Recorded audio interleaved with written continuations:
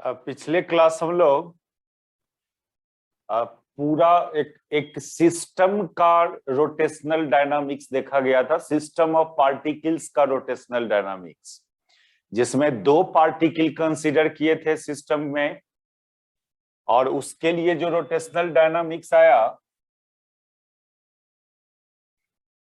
dl system by dt equal to resultant external torque. Internal torque cancel हो गया था, internal forces वाला torque cancel हो गया था, ओनली एक्सटर्नल फोर्सेज वाला टॉर्क ऐड हो रहा था। तो इसको लैंग्वेज में डिफाइन कर सकते हो, लैंग्वेज में लिख रहा था इस बात को कि thus the rate of change of angular momentum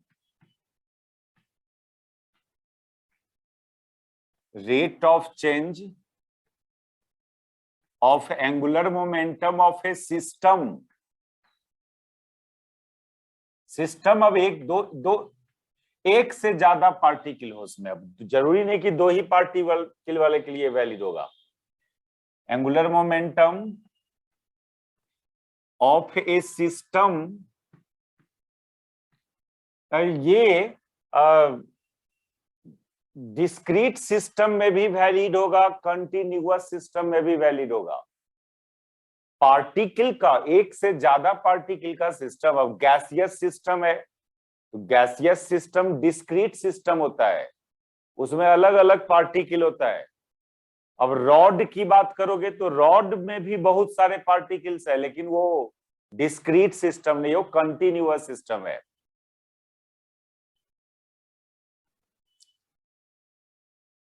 discrete मतलब कुछ पार्टिकल सब, गैसियस सिस्टम, डिस्क्रीट सिस्टम, बहुत सारा पार्टिकल्स है। रॉड भी बहुत सारे पार्टिकल का सिस्टम है, लेकिन उसको कंटिन्यूअस सिस्टम, गैस को discrete system.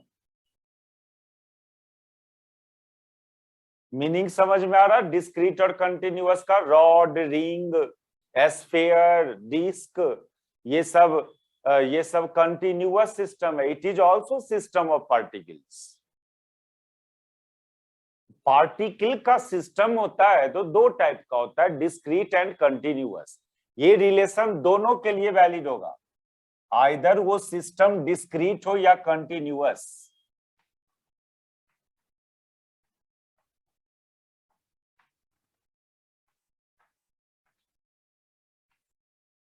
Discrete system means gaseous system एक डिस्क्रीट सिस्टम हुआ।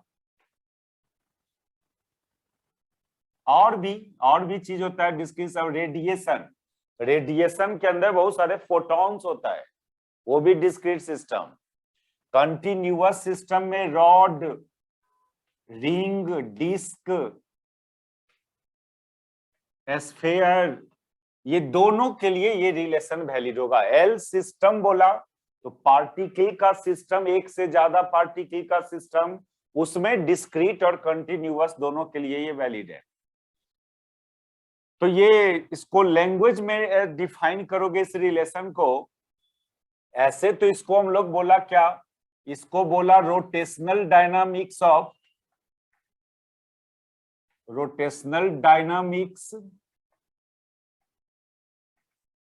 Of system of particles.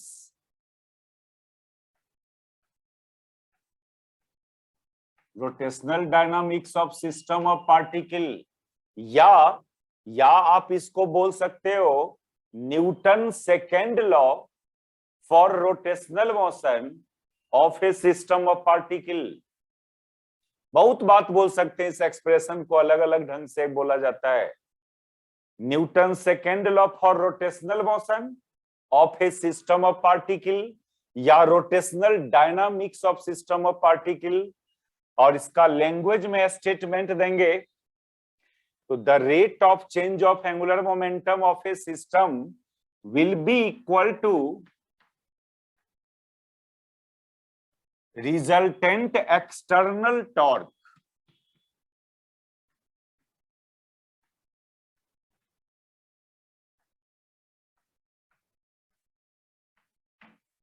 तो ये काम किया पिछले क्लास हम लोग, सबको उतारो तो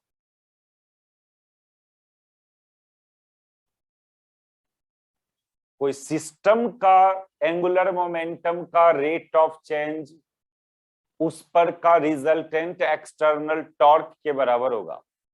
जैसे किसी सिस्टम का rate of change of linear momentum उस सिस्टम पर रिजल्टेंट एक्सटर्नल फोर्स के बराबर होता है।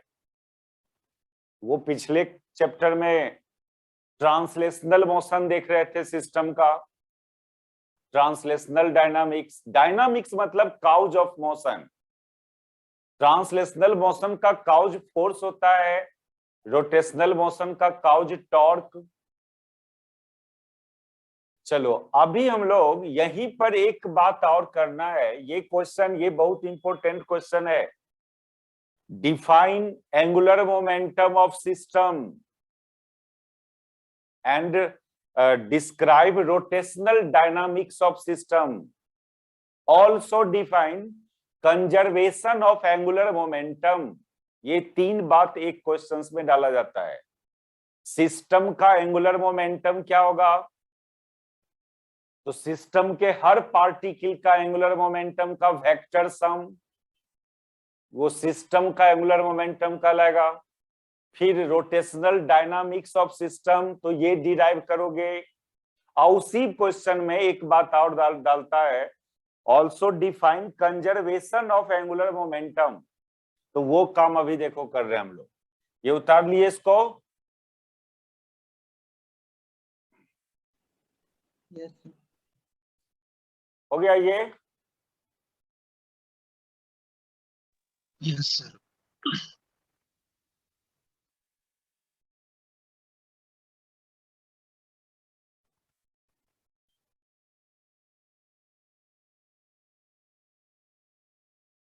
टॉपिक बनाएंगे कंजर्वेशन ऑफ एंगुलर मोमेंटम।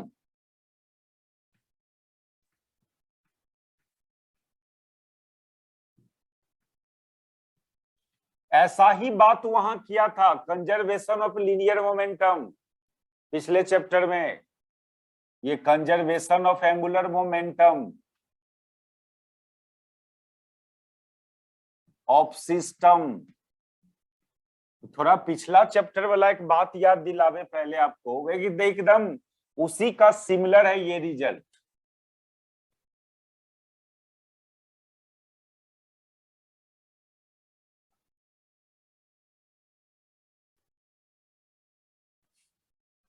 पिछले चैप्टर में हम लोग सिस्टम के लीनियर मोमेंटम का रेट ऑफ चेंज की बात किए थे। तो ये आया था रिजल्टेंट एक्सटर्नल फोर्स के बराबर।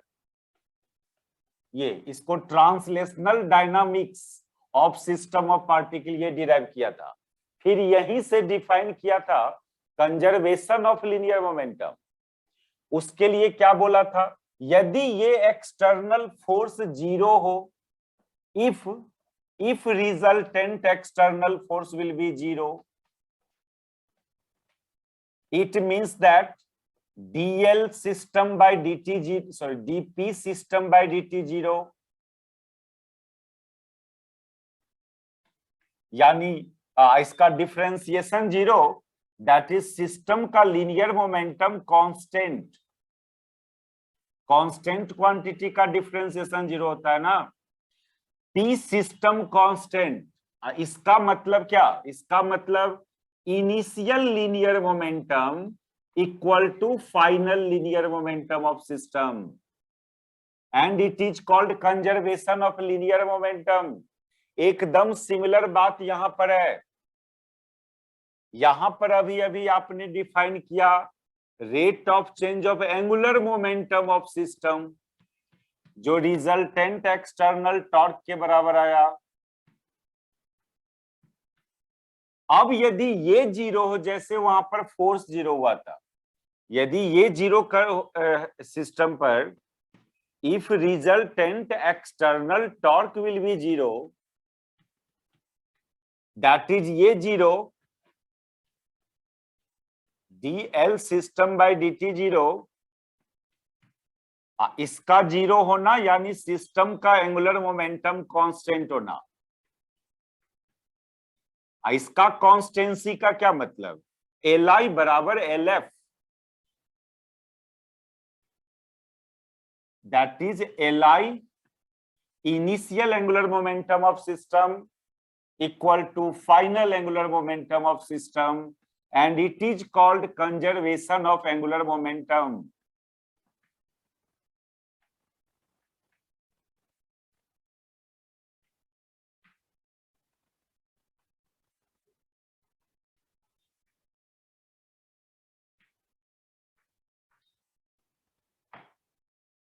समझ में आया क्या सब किए?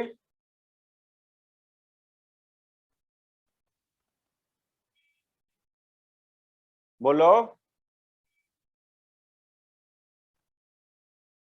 Yes sir. एकदम पिछला चैप्टर ट्रांसलेशनल मोशन के जैसा ये चल रहा है।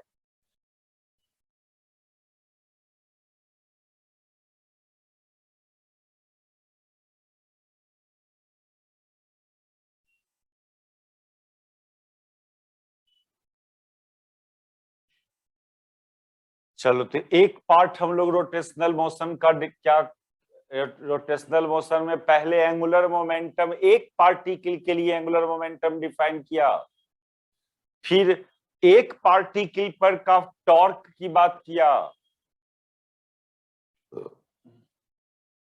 फिर यही काम एक सिस्टम ऑफ पार्टिकल के लिए किया, एक से ज्यादा पार्टिकल का सिस्टम, उसका क्या एंगुलर मोमेंटम होगा, उसके लिए हम लोग rate of change of angular momentum और टॉर्क में रिलेशन देखा, तो वहां से conservation of angular momentum define किए। तो ये तीनों बात मिला के एक कंप्लीट क्वेश्चन बनता है आपका, define angular momentum of system of particle and describe rotational dynamics of system of particle. That is ये रिलेशन डिराइव करना, ये रिलेशन जो दो पार्टिकल लेके डिराइव किया था हम लोग, ये रिलेशन, फिर वहां से बोलता है conservation of angular momentum describe कीजिए। हम लोग अभी ये पार्टिकल का सिस्टम की बात कर रहे थे, उसके लिए सब काम कर रहे थे। पार्टिकल का सिस्टम, पार्टिकल का सिस्टम में डिस्क्रीट सिस्टम भी आ सकता है, कंटिन्यूअस सिस्टम भी आ सकता है। कंटिन्यूअस सिस्टम में लिक्विड भी हुआ कंटिन्यूअस सिस्टम और रॉड भी कंटिन्यूअस सिस्टम, फिर भी कुछ डिफरेंस है दोनों में, लिक्विड में और रॉड में, दोनों कंटिन्यूअस सिस्टम है। Gaseous system totally discrete system होता है, उसमें अलग अलग पार्टिकल अलग अलग जगह पर रहता है। लिक्विड में पार्टिकल्स का डिस्ट्रीब्यूशन कॉन्टैक्ट सटा हुआ रहता है, सब पार्टिकल सब। सॉलिड में भी सटा हुआ रहता है, एक पार्टिकल दूसरे पार्टिकल अपने अगल बगल वाला पार्टिकल से, लेकिन गैसियस सिस्टम में कोई पार्टिकल अपने अगल बगल वाले पार्टिकल से कांटेक्ट में नहीं रहता है, थोड़ा अलग अलग रहता है, इसलिए उसको डिस्क्रीट सिस्टम। एंड लिक्विड में और रॉड में वो भी सिस्टम ऑफ पार्टिकल्स है, लेकिन क्या है डिफरेंस, गैस के रिस्पेक्ट में क्या डिफरेंस है, कोई एक पार्टिकल के अगल बगल बहुत सारे पार्टिकल से वो कांटेक्ट में रहता है वो पार्टिकल। ये बात रॉड में भी एंड लिक्विड में भी, तो दोनों कंटिन्यूअस सिस्टम है। लेकिन पर्सनली अब हम लोग रिजिड बॉडी का मोशन को देखेंगे। रिजिड बॉडी भी कंटिन्यूअस सिस्टम, लिक्विड भी, लिक्विड को छाड़ दो, लिक्विड का मोशन नहीं देखना अभी। रिजिड बॉडी, रॉड क्या है कि रिजिड बॉडी है, वो भी सिस्टम ऑफ पार्टिकल्स है। तो अब जो काम सब करना है, personally motion of rigid body.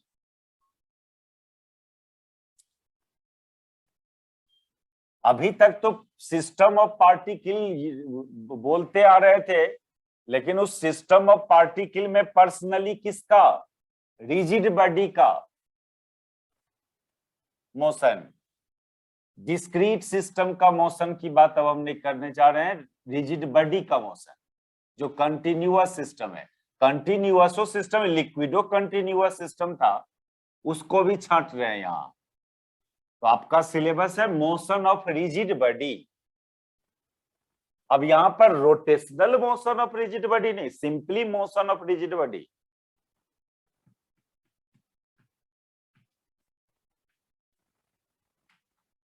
Motion of rigid body. Rigid body का डिफिनीशन क्या?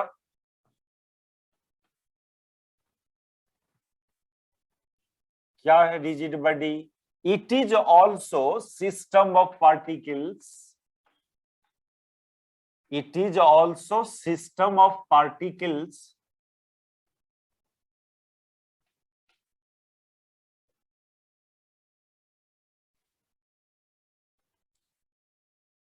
इतना बात बोलने से वो तो गैसियसो सिस्टम, सिस्टम ऑफ पार्टिकल, तो क्या ऐसा बात होगा इसमें एक्स्ट्रा बात? ये कि कोई भी दो पार्टिकल के बीच का डिस्टेंस चेंज नहीं करेगा यहाँ पर during motion of rigid body. कोई रॉड मूव करेगा तो रॉड का कोई एक पार्टिकल और दूसरे पार्टिकल के बीच का डिस्टेंस चेंज नहीं करेगा। लेकिन गैसियस सिस्टम में पार्टिकल के बीच का सेपरेशन चेंज करते रहता है। लिक्विड सिस्टम में उसमें भी पार्टिकल के बीच का सेपरेशन चेंज होते रहता है।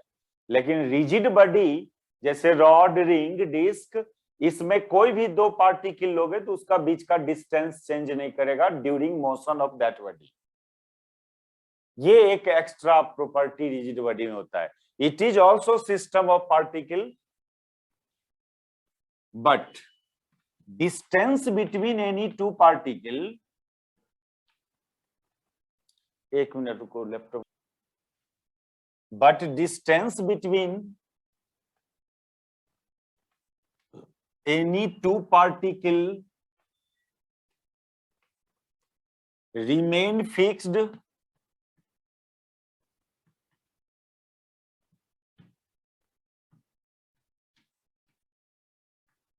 during motion of rigid body।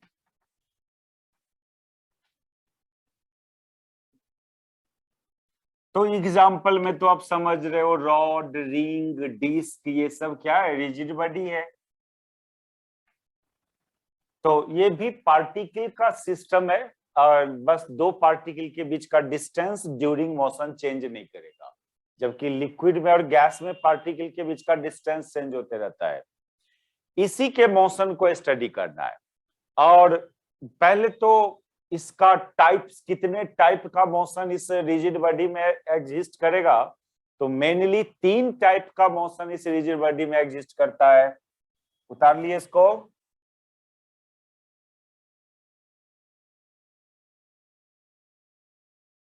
उतार लिए सर। तो types of motion of rigid body,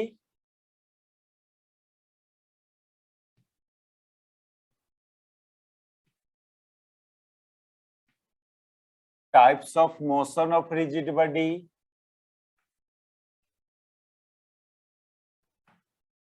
there are 3 types of motion associated with rigid body।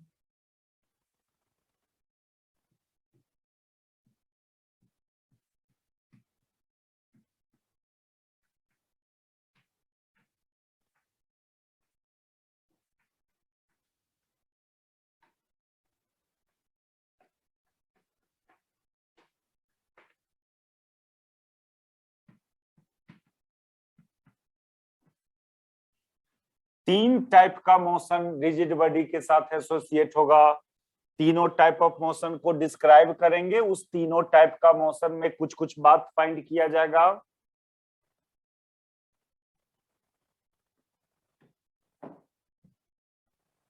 तो वो फर्स्ट है प्योर ट्रांसलेशनल मोशन, दूसरा है प्योर रोटेशनल मोशन, और तीसरा है combined translational and rotational.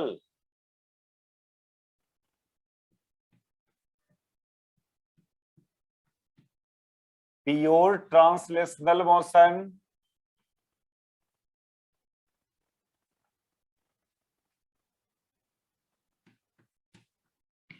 Pure rotational motion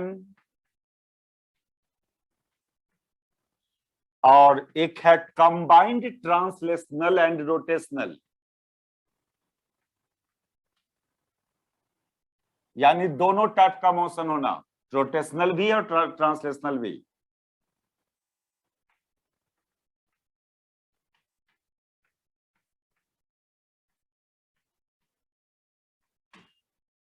चले डिफाइन करने प्योर ट्रांसलेशनल मोशन।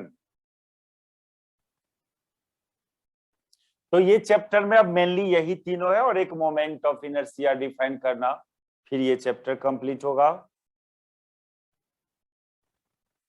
हो गया, लिख लिए? Yes sir. Pure translational motion, pure rotational motion and combined translational and rotational. बोलना, किसी को नहीं लिखा हुआ हो तो बोलना रुकने के लिए।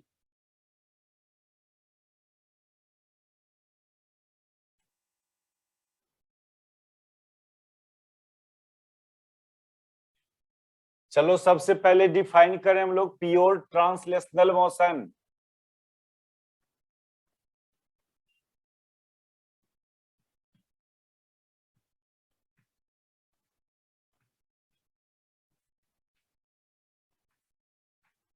ऑफ रिजिड बॉडी,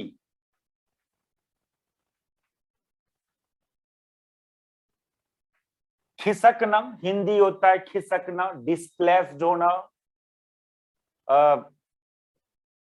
ट्रांसलेट करना यानी बिना डायरेक्शन चेंज किए हुए, रोटेट किए हुए आगे बढ़ना, बिना रोटेशन का आगे बढ़ना। पोजीशन चेंज हुआ बॉडी का लेकिन बॉडी रोटेट नहीं किया, इस बात को कहोगे रोटेशनल मोशन। तो रोटेशन ऑफ रिजिड बॉडी तो आगे डिफाइन करना है, तो आप ट्रांसलेशनल मोशन के डिफिनीशन में ये रोटेशन वर्ड क्यों यूज कर रहे हो? वो तो आगे डिफाइन करना ही है रोटेशन। देखिए पहले फिगर से समझो कि हाँ ये बॉडी का मोशन को ट्रांसलेशनल बोला जाएगा। और डिफिनीशन है ट्रांसलेशनल मोशन का कि जब कोई बॉडी इस तरह से मूव करे, ये मत बोल देना कि उसमें रोटेशन नहीं हो, तो फिर ये नहीं चलेगा, क्योंकि रोटेशन आगे डिफाइन करना है, उसका यूज मत कर लोगे ट्रांसलेशन को डिफाइन करने में।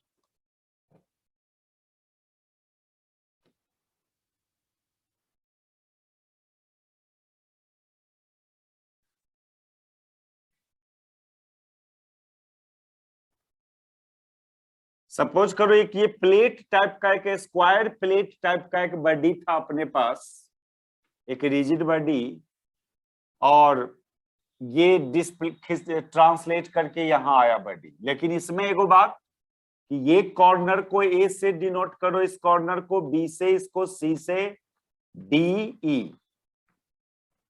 अब ये बॉडी कहीं भी चला जाएगा तो ये जो कोई भी कॉर्नर जो है ना बॉडी का, यदि कॉर्नर ए इस लाइन पर था इनिशियली, तो एनी टाइम वो कॉर्नर उसी लाइन पर रहेगा।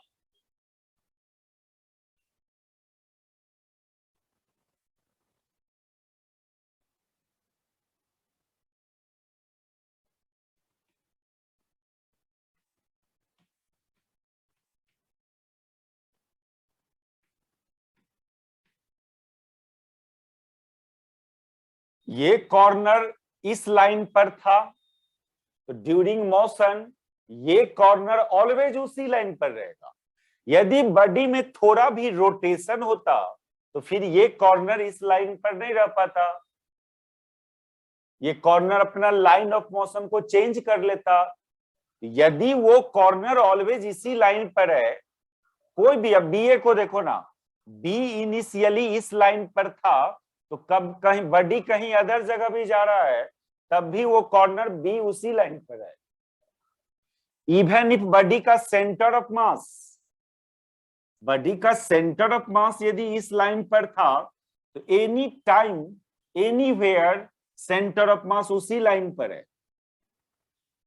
गौर किया जाए, यदि बॉडी में थोड़ा भी रोटेशन होता तो ये कॉर्नर इस लाइन पर नहीं रह पाता।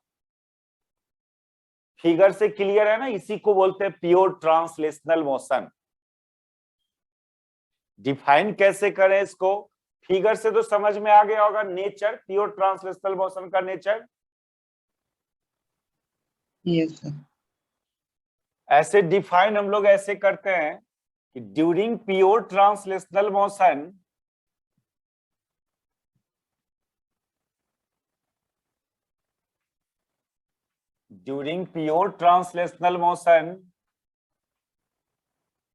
अब पॉइंट वाइज कर करके लिखो। पहला पॉइंट ये लिखो कि any particle of body moves on different fixed straight line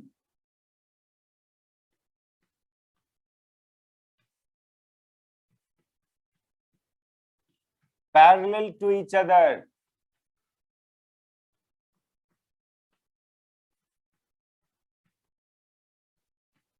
हम ये नहीं बोल रहे कि सब पार्टिकल एक स्ट्रेट लाइन पर, अलग अलग पार्टिकल अलग अलग स्ट्रेट लाइन पर, लेकिन वो स्ट्रेट लाइन फिक्स्ड, मतलब वो पार्टिकल ऑलवेज उसी लाइन पर रहेगा, ठीक है। और वो सब लाइन एक दूसरे के parallel, different fixed straight line, यानी वो पार्टिकल अपना लाइन ऑफ मोशन को चेंज नहीं करेगा। अब ये, अब मान लो कोई यहाँ का पार्टिकल की बात करते हैं आप, अब यहाँ वाला पार्टिकल इनिशियली इस लाइन पर है, तो एनी टाइम ये पार्टिकल इसी लाइन पर रहेगा। पहला प्रॉपर्टी प्योर ट्रांसलेशनल मोशन का, कोई भी पार्टिकल बॉडी का अपना लाइन ऑफ मोशन को चेंज नहीं करेगा। इसको ऐसे भी मेंशन कर दे, that is any particle of body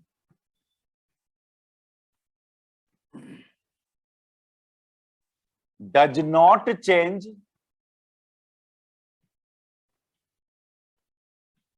its line of motion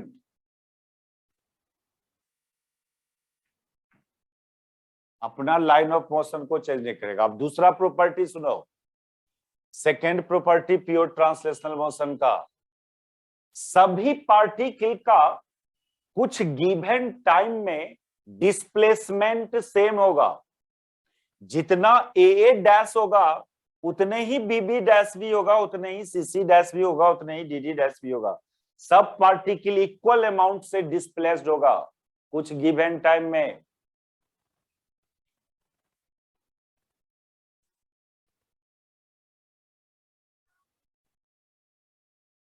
displacement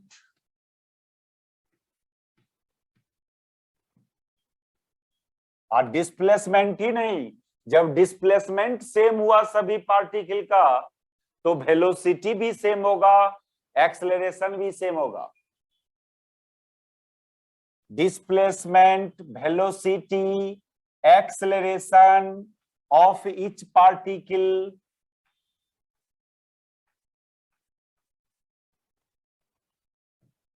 in A given directly लिख दो, of each particle will be same, और वो कितना के बराबर, जितना इस बॉडी का सेंटर ऑफ मास डिस्प्लेस्ड होगा, जो वेलोसिटी इसके सेंटर ऑफ मास का होगा, जो वेलोसिटी इसका, जो एक्सेलरेशन सेंटर ऑफ मास का होगा, वही हर पार्टिकल का भी होगा। देखो ना, जितना ए डिस्प्लेस्ड किया उतने ही ना सी भी डिस्प्लेस्ड करेगा। जब डिस्प्लेसमेंट सेम हुआ, सब पार्टिकल का डिस्प्लेसमेंट इक्वल होगा, और किसके बराबर होगा, सेंटर ऑफ मास के डिस्प्लेसमेंट के बराबर होगा। कोई भी पार्टिकल का वेलोसिटी भी इक्वल होगा, और वो किसके वेलोसिटी के बराबर, सेंटर ऑफ मास के वेलोसिटी के बराबर होगा। will be same and will be equal to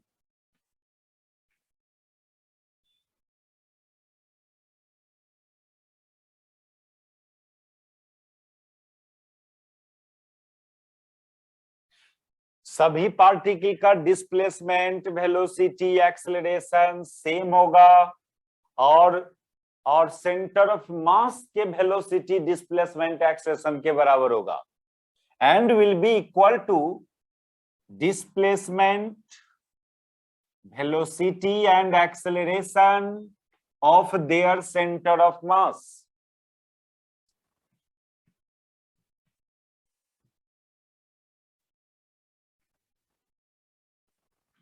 इसको सिंबॉलिक फॉर्म में देखो, डिस्प्लेसमेंट सभी पार्टिकल का सेम, डिस्प्लेसमेंट को डेल्टा आर से डिनोट किया जाता है। डेल्टा आर डिस्प्लेसमेंट, यदि काइनेमेटिक्स 11 में पढ़े होंगे तो चेंज इन पोजीशन वेक्टर को डिस्प्लेसमेंट बोला जाता है। पोजीशन वेक्टर में कितना चेंज हुआ, मान लो इनिशियल पोजीशन वेक्टर r1 था, फाइनल पोजीशन वेक्टर r2, इसी को शॉर्टली डेल्टा आर लिखा जाता है और इसको डिस्प्लेसमेंट बोलते हैं। तो सभी पार्टिकल का डिस्प्लेसमेंट, मान लो इस बॉडी में एक ith पार्टिकल है, first particle, second particle, third particle, इसके बदला में बोल दो ith पार्टिकल, और एगो दूसरा पार्टिकल है jth पार्टिकल। अब i और j कुछ भी हो, i की जगह 2 ले लो, j की जगह 5 ले लो, यानी सेकेंड पार्टिकल, फिफ्थ पार्टिकल, उसको हम लोग आई जे से डिनोट कर रहे हैं। तो अपने बॉडी का में एक ith पार्टिकल है, उसका डिस्प्लेसमेंट बराबर होगा उस बॉडी का कोई दूसरा पार्टिकल है जिसका नाम जे दे रहे हैं, jth पार्टिकल, और वो सब बराबर होगा किसके डिस्प्लेसमेंट का, सेंटर ऑफ मास का डिस्प्लेसमेंट का। Change in position vector displacement होता है। ये काइनेमेटिक्स 11 का ही कंसेप्ट है। ये बात, ये थ्योरी को थोड़ा ध्यान रखोगे तो सभी पार्टिकल का displacement, ith particle, jth particle, और वो सब बराबर होगा सेंटर, यानी जितना सेंटर ऑफ मास डिस्प्लेस्ड करेगा उतने ही हर पार्टिकल डिस्प्लेस्ड होगा। सिंबॉलिक फॉर्म में ऐसे लिखा जाता है।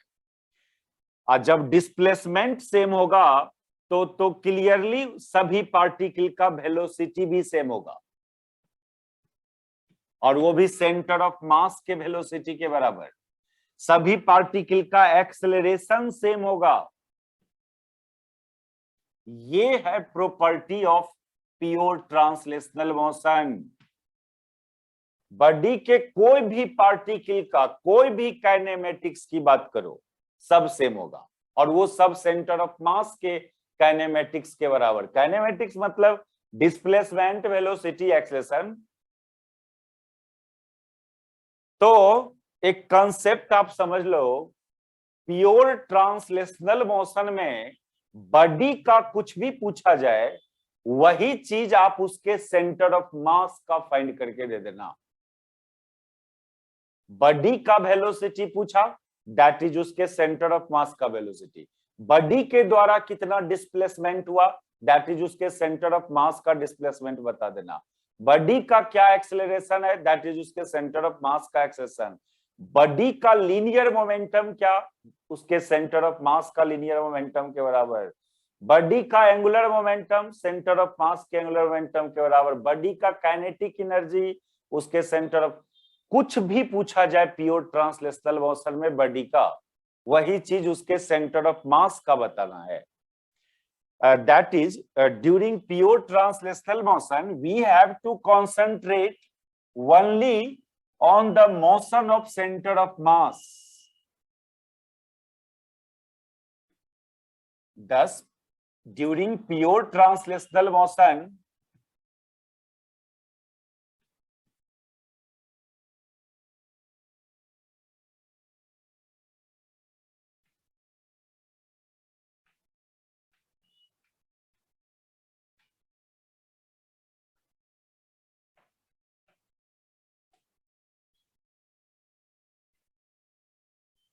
any kinematics of body,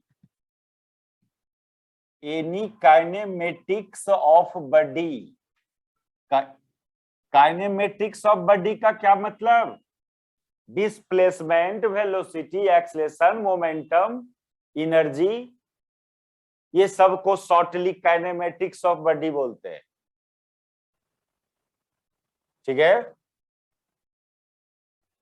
displacement, velocity, acceleration, momentum. अब जो मोमेंटम हो, लीनियर मोमेंटम हो या एंगुलर मोमेंटम हो, काइनेटिक एनर्जी, इस सबको शॉर्टली एक वर्ड बोलते हैं काइनेमेटिक्स ऑफ बॉडी।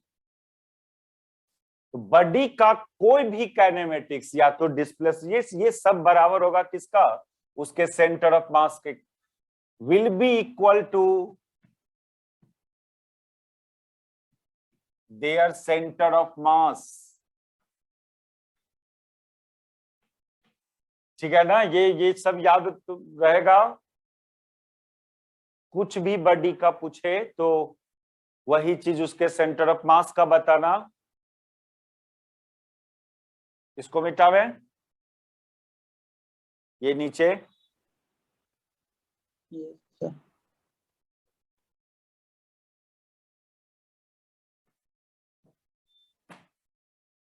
ठीक है।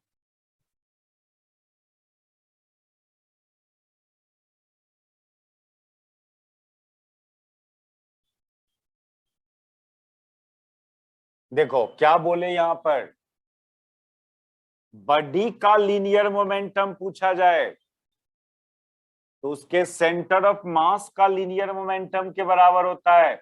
और सेंटर ऑफ मास का लीनियर मोमेंटम किसके बराबर, मास गुने वेलोसिटी ऑफ सेंटर ऑफ मास।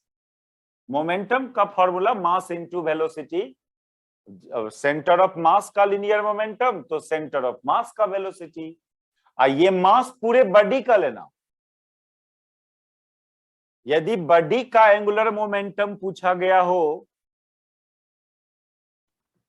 तो सेंटर ऑफ मास के एंगुलर मोमेंटम के बराबर। एंगुलर मोमेंटम का फॉर्मूला आर क्रॉस एम भी होता था, ये फॉर्मूला एंगुलर मोमेंटम का। लेकिन सेंटर ऑफ मास का एंगुलर मोमेंटम ना, तो आर में पोजीशन वेक्टर भी सेंटर ऑफ मास का लेना, अभी में वेलोसिटी भी सेंटर ऑफ मास का लेना। जिसका एंगुलर मोमेंटम उसी का पोजीशन वेक्टर उसी का वेलोसिटी।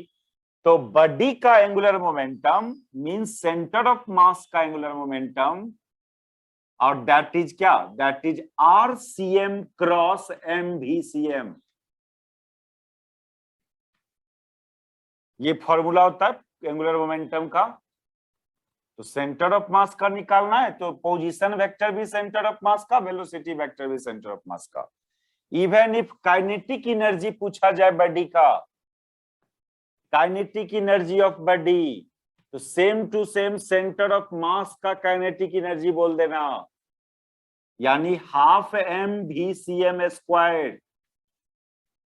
तो ये तीन चीज प्योर ट्रांसलेशनल मोशन में।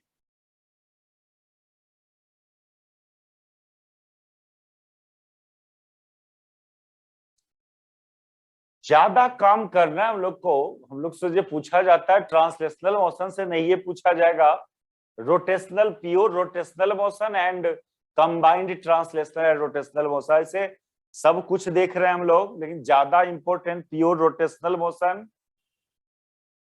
से एक क्वेश्चंस, इंपॉर्टेंट क्वेश्चंस पूछता है, बराबर पूछता है। लेकिन ये ध्यान रखना प्योर ट्रांसलेशनल मोशन का प्रॉपर्टी सब। अब देखो चलो दूसरा डिफाइन करें, प्योर रोटेशनल मोशन क्या होता है। उतार लिए इसको। Yes sir.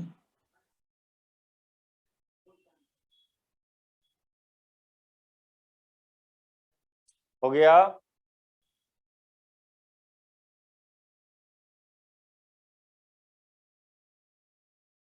नहीं बोल रहे हैं।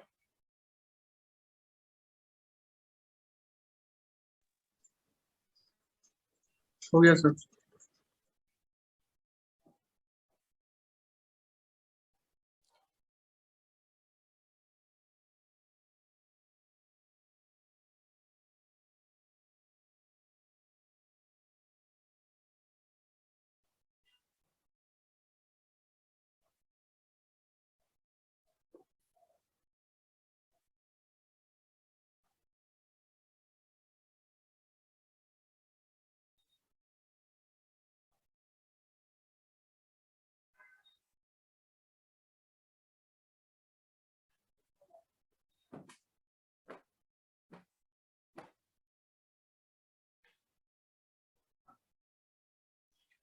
देखो टॉपिक में प्योर रोटेशनल मोशन,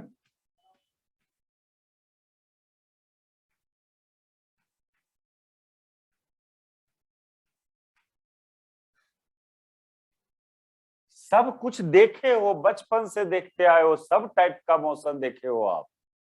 अब उसी को चले हो सिंबॉलिकली रिप्रेजेंट करने। ऐसा कुछ कोई अनजान चीज नहीं देखा जा रहा है आपके द्वारा। यहाँ पर घूम रहा है कोई चीज किसी चीज के बाद। जब कोई चीज रोटेट करता है, ओनली रोटेशन में रहता है, तो रोटेशन डिफाइन होता है कोई लाइन के अबाउट। बोलते हैं कि वो घूम रहा है, तो बोलते हो ना किसके चारों तरफ घूम रहा है, ये बात करते हो ना कोई लाइन के अबाउट या पॉइंट के अबाउट रोटेशन होता है। तो जब भी रोटेशनल मोशन डिफाइन करेंगे कोई बॉडी का, रिजिड बॉडी का, तो सबसे पहले एक लाइन डिफाइन करेंगे जिसके अबाउट रोटेशन हो रहा होगा। उस लाइन को एक्सिस ऑफ रोटेशन बोलते हैं। तो to define pure rotational motion, to define pure rotational motion,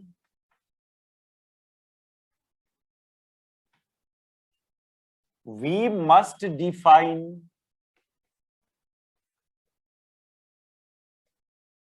a line. We must define a line about which body rotate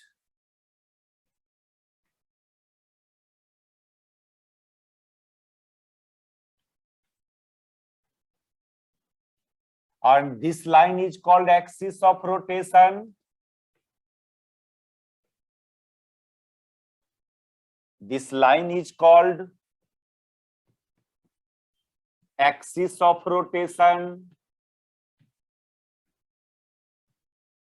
जैसे इस फिगर को देखिए, मान लो ये एक बॉडी है, रिजिड बॉडी है, रिजिड बॉडी है ये, और ये एक लाइन है। इसी लाइन के अबाउट ये बॉडी रोटेट कर रहा है। अच्छा, किस सेंस में रोटेट कर रहा है बॉडी, ये भी थोड़ा दिखा देना। इस तरह से ऐसे दिखाया या ऐसे दिखाया, या एक मिनट,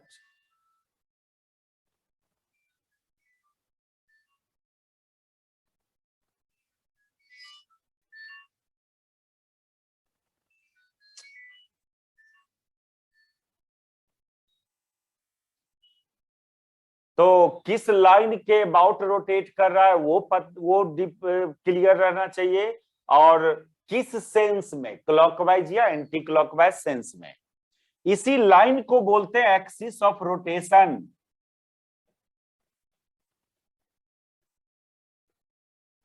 तो ये जरूरी बात, जब रोटेशनल मोशन कोई रिजिड बॉडी का डिफाइन करने चले हो तो किस लाइन के अबाउट रोटेट कर रहा है, ये पहले पता करना होगा। ये लाइन जरूरी नहीं है बॉडी के अंदर से पास करे, बॉडी के बाहर भी हो सकता है वो लाइन। यानी ये जरूरी नहीं है कि बॉडी का कोई पार्टिकल उस लाइन पर हो, ऐसा कोई नेसेसरी नहीं है। जब इस लाइन को बॉडी के अंदर से ले जाओगे तब तो बॉडी का बहुत सारा पार्टिकल इस लाइन पर लाई करेगा। लेकिन यदि ऐसा केस होता, ये आपका रिजिड बॉडी था और लाइन यहां होता, तो अभी भी बॉडी रोटेट कर सकता है इस लाइन के अबाउट, लेकिन यहां पर इस लाइन पर बॉडी का कोई पार्टिकल लाई नहीं कर रहा है।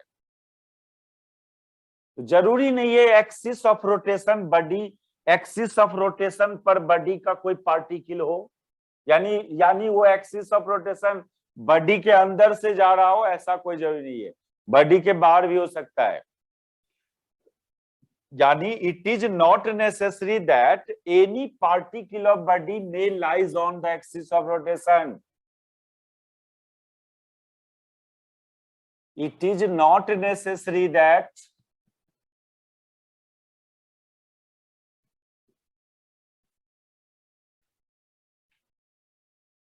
any particle of body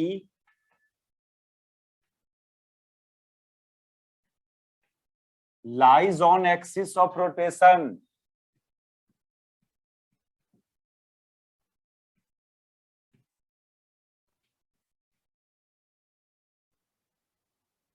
मान लीजिए खुट्टा यहाँ गाड़ दिया और हम घूम रहे हैं ऐसे, तो मेरा कोई पार्टिकल वो पिलर पर, ये जो कोई भी चीज जो गाड़े हो और आप लकड़ी उकड़ी का उस पर थोड़ी लाइक करेगा।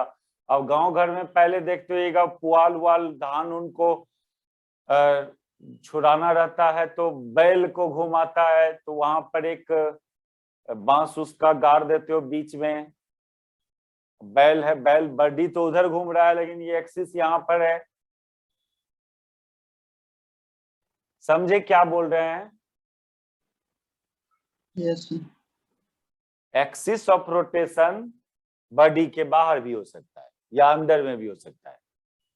इस बाहर अंदर नहीं बोल के हम डायरेक्ट क्या बोला कि बॉडी का कोई पार्टिकल एक्सिस पर हो, ऐसा कोई जरूरी नहीं है। यदि अंदर से पास करेगा तो होगा पार्टिकल, बॉडी का कुछ पार्टिकल लाई करेगा इस पर। बाहर से जा रहा होगा एक्सिस तो बॉडी का कोई पार्टिकल लाई नहीं कर रहा होगा। अच्छा, अगला क्या क्या प्रॉपर्टी है इसमें प्योर रोटेशनल मोशन में, इस सबको मिटा दें।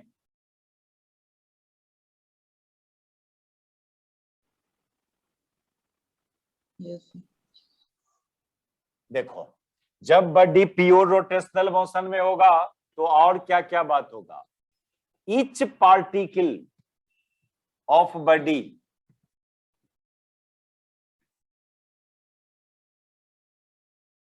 rotates on circular path, rotates on different circular path.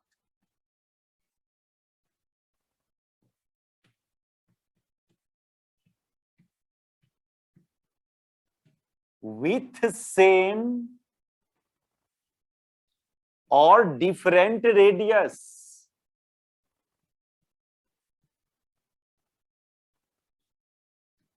But having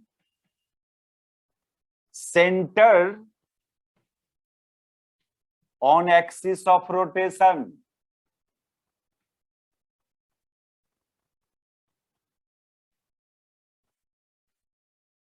Also, each circle will be parallel. अब ये प्रॉपर्टी जो लिखा है इसको समझो क्या लिखा।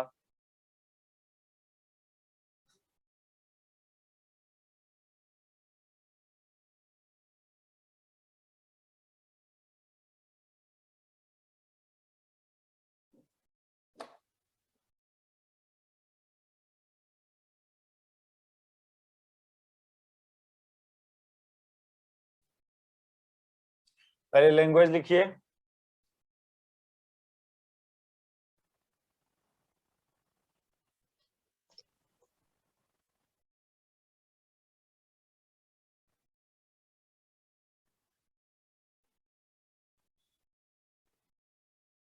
हो गया ये?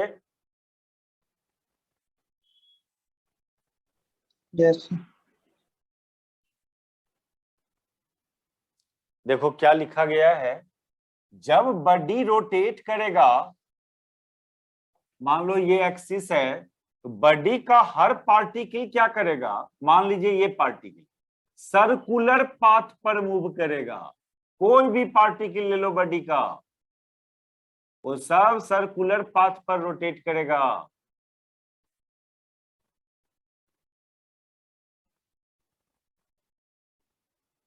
Each particle of body rotates on circular path.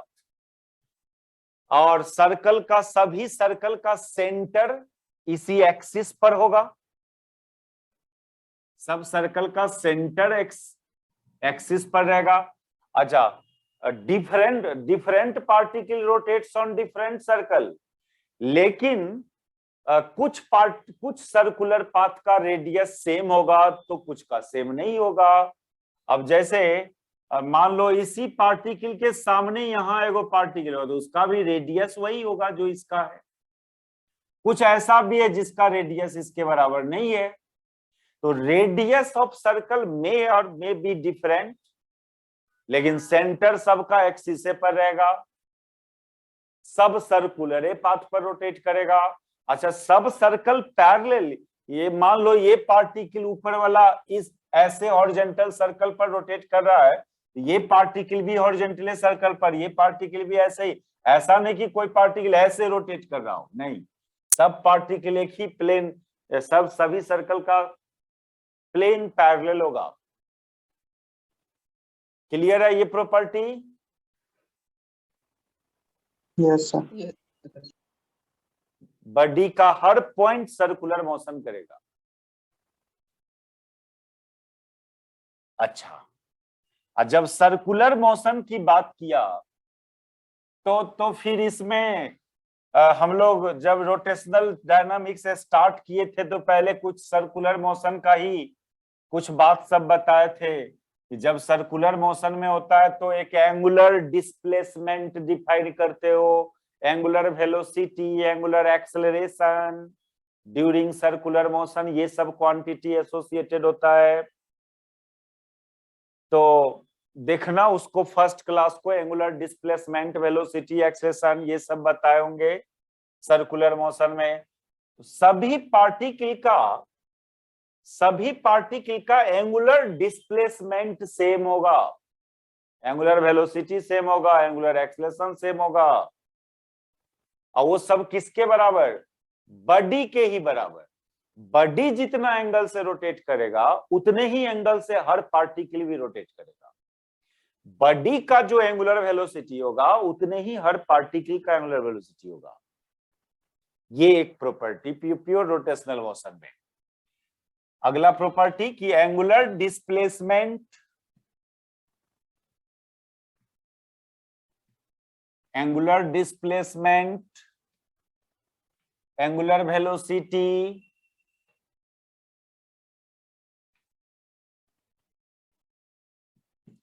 Angular acceleration of each particle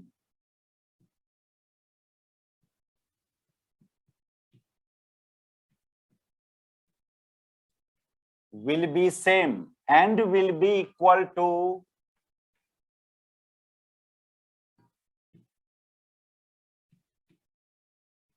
body। जो एंगुलर वेलोसिटी से बॉडी रोटेट करेगा उतने ही एंगुलर वेलोसिटी से हर पार्टिकल भी। अब जैसे वो रॉड है, मान लो ये एक रॉड था, इस रॉड को रोटेट करके यहां ले आए, तो बताओ रॉड जितना एंगल से रोटेट किया, अब कोई पार्टिकल कंसीडर करो, ये पार्टिकल हो तो उतने ही एंगल से रोटेट किया, ये पार्टिकल की बात कीजिएगा तो ये पार्टिकल भी उतने ही एंगल से रोटेट किया ना। बॉडी में जितना एंगुलर डिस्प्लेसमेंट हुआ हर पार्टिकल में भी उतने ही एंगुलर डिस्प्लेसमेंट हुआ, और जब एंगुलर डिस्प्लेसमेंट सेम हुआ हर पार्टिकल का, बॉडी के बराबर हुआ, तो फिर एंगुलर वेलोसिटी, एंगुलर एक्सेलरेशन सब कुछ सेम रहेगा और बॉडी के ही सब बराबर रहेगा। ठीक है, ये क्लियर हुआ? इसको ऐसे लिखते हैं हम लोग, एंगुलर डिस्प्लेसमेंट को डेल्टा थीटा से डिनोट करते हैं। ith पार्टिकल का एंगुलर डिस्प्लेसमेंट बराबर होगा jth पार्टिकल के एंगुलर डिस्प्लेसमेंट का, अब बराबर होगा ये बॉडी के एंगुलर डिस्प्लेसमेंट का, angular displacement of body. Similarly angular velocity of ith particle, jth particle सब सेम, अब वो किसके एंगुलर वेलोसिटी के बराबर? बॉडी के एंगुलर वेलोसिटी के बराबर। एंगुलर एक्सेलरेशन सभी पार्टिकल का सेम, अब वो किसके एंगुलर एक्सेलरेशन के बराबर? बॉडी के एंगुलर एक्सेलरेशन के बराबर। तो एक ये प्योर रोटेशनल मोशन का एक प्रॉपर्टी ये।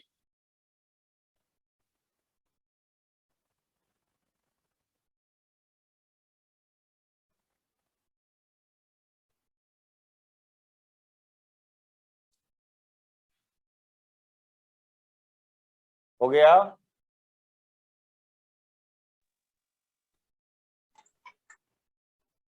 Yes.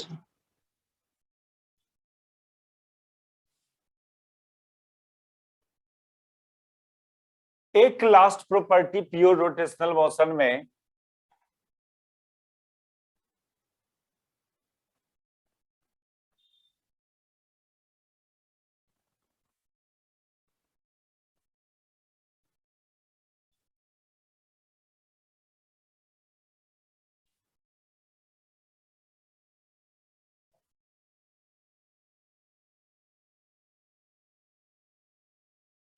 मिटा देना इसको। हाँ सर बेटा।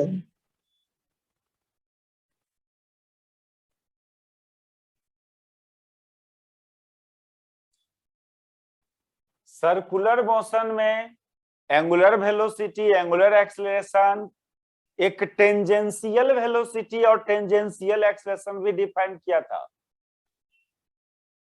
यदि कोई पार्टिकल सर्कुलर मोशन में है, एक तो angular velocity omega, angular acceleration alpha, लेकिन एक टेंजेंशियल वेलोसिटी भी, एक टेंजेंशियल एक्सेलरेशन ए, ये भी डिफाइन किया था। तो ये अल्फा और ओमेगा तो सब पार्टिकल का सेम होगा, लेकिन भी और ए ये डिफरेंट पार्टिकल का डिफरेंट होता है। Tangential velocity and tangential acceleration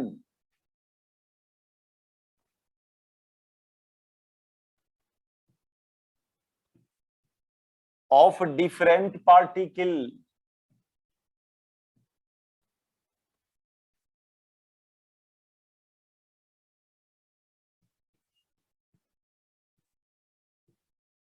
will be different। ऐसा क्यों? ऐसा क्यों बोला कि भी और ए अलग अलग पार्टिकल का अलग अलग होगा?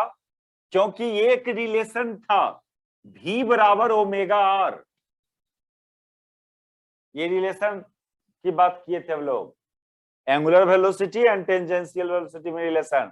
और अभी अभी क्या बोला था, रेडियस जो है ना, रेडियस डिफरेंट पार्टिकल का डिफरेंट होता है, सेम भी हो सकता है। तो जब सेम होने का भी पॉसिबिलिटी है, डिफरेंट होने का भी, तो जनरल बात बोलो डिफरेंट ही है। अलग अलग पार्टिकल का रेडियस अलग। अब ये रिजिड बॉडी था, ये रोटेट कर रहा है, अब यहाँ का पार्टिकल का रेडियस और यहाँ का पार्टिकल का रेडियस तो अलग होगा। जब देखो अब भी डिपेंड कर रहा है रेडियस पर, तो रेडियस डिफरेंट पार्टिकल का डिफरेंट होगा, तो भी डिफरेंट होगा।